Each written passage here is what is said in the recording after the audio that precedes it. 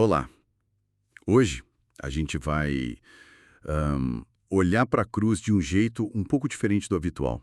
O material que a gente analisou, principalmente um texto chamado A Cruz, Lugar e Caminho do Cristão, não fala dela só como símbolo, sabe? Mas como um lugar mesmo, e um caminho concreto, tipo algo a ser percorrido.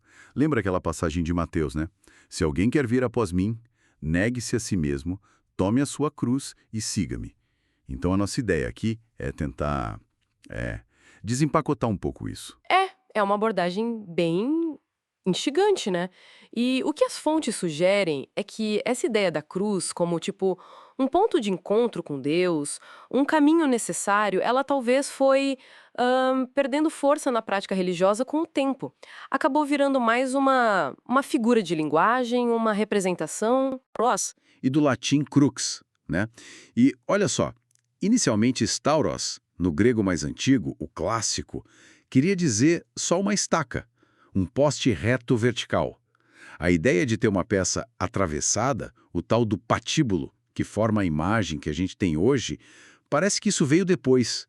Tem até uma referência no material, o The Imperial Bible Dictionary, que confirma isso, que stauros era primariamente essa estaca. E o interessante que a análise aponta é que stauros podia significar não só o objeto em si, mas também o próprio ato de crucificar, a execução, entende? E um ponto-chave que levantam é que o Novo Testamento foi escrito em grego koiné, que era o grego comum do povo, não o clássico, o erudito.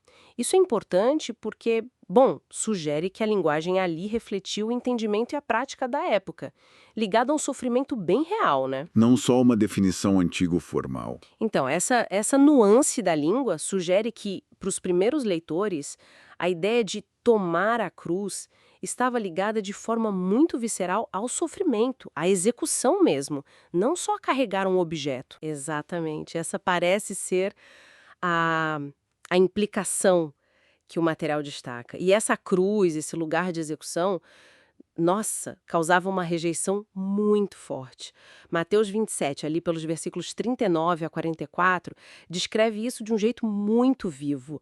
A análise detalha bem a zombaria, né? Os que passavam, os sacerdotes, os anciãos, até os criminosos que estavam do lado de Jesus desafiavam ele a descer dali, a provar que era poderoso.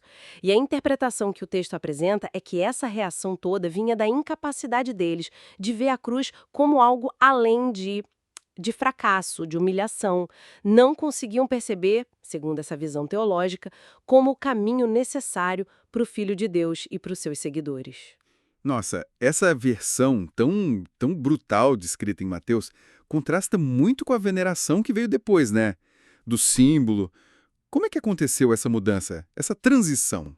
Aí, conectando com o uso histórico do símbolo, o material consultado, tipo a History of the Christian Church, indica que lá no primeiro século a cruz não era usada como símbolo cristão comum. Provavelmente por causa da associação direta com a punição romana, com a perseguição. Era perigoso, né? No lugar dela, usavam muito o símbolo do peixe, o ictis, em grego. Funcionava como um código secreto, um acróstico para Jesus Cristo, Filho de Deus, Salvador. Bem engenhoso. Foi só lá pelo segundo século, e aí tem menções em textos como Octávios, nos escritos de Clemente de Alexandria, que a cruz começou a ser mais abertamente ligada a Cristo. E tem até referências, como na Enciclopédia Judaica, que mencionam o uso dela mais tarde como um talismã. Que interessante essa evolução histórica do símbolo. Parece que houve um distanciamento gradual daquele horror inicial, não é?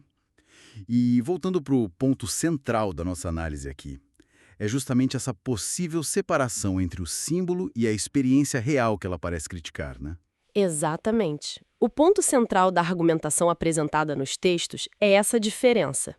A cruz como um emblema, algo para mostrar, versus a cruz como um lugar de encontro com o divino e um caminho de renúncia, de seguir Jesus. O texto critica um pouco essa tendência de buscar benefícios através de símbolos, sabe? Em vez de encarar o processo todo que aquele símbolo representa. Então, resumindo, a ideia principal que fica desses textos é a cruz como ponto fundamental de reconciliação. E junto com isso, inseparavelmente, um caminho para ser trilhado de verdade, ativamente. Fazendo eco de novo em Mateus 16, negue-se a si mesmo, tome a sua cruz e siga-me. Isso se opõe a uma visão que reduz ela só a um ícone cultural ou religioso. Perfeito. E isso, claro, levanta uma questão bem importante sobre como essa diferença entre símbolo e caminho é percebida ou, quem sabe, vivida hoje em dia. Fica então essa reflexão, né, que o próprio material propõe. Se a cruz é apresentada como mais que uma lembrança, mas como um lugar real e um caminho diário, como seria, na prática, percorrer essa jornada segundo essa perspectiva que a gente analisou? Fica aí uma questão para a gente pensar mais a fundo.